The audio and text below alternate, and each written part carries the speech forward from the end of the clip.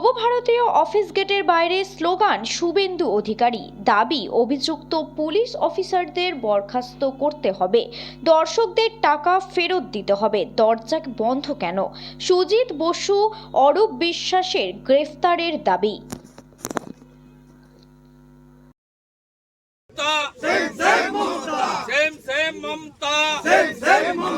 মমতা সরকার হায় হায় শত শত কোটি টাকা লুট করলো কে?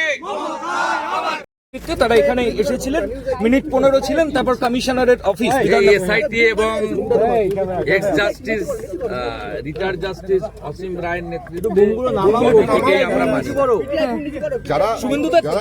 রাজ্য পুলিশের ডিজিপি রাজীব কুমার এবং মুকেশ সিপি বিধাননগর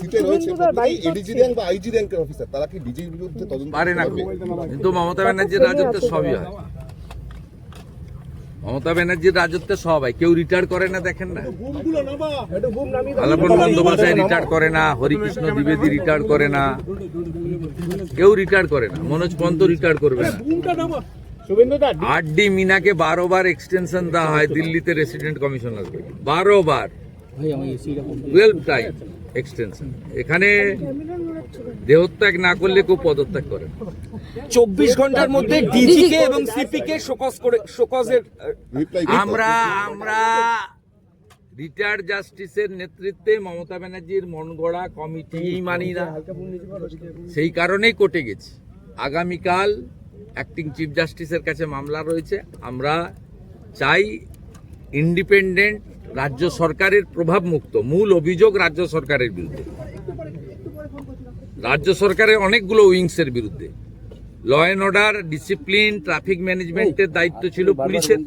পুলিশের বিরুদ্ধে অভিযোগ। পুলিশ রাজ্য সরকারের বড় উইংস।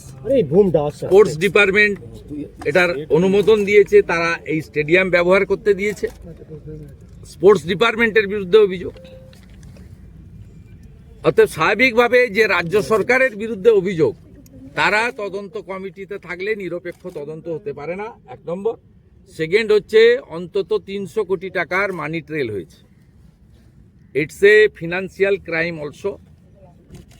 মানি লন্ডারিং অ্যাক্টে যারা দায়িত্ববান দেশের আইন অনুযায়ী ইনভেস্টিগেশন করার, তাদেরকে ইনভেস্টিগেশন করতে দিন। ক্রীড়ামন্ত্রী পদত্যাগ করলেন, শুভেন্দু দা ক্রীড়ামন্ত্রী পদত্যাগ করলেন।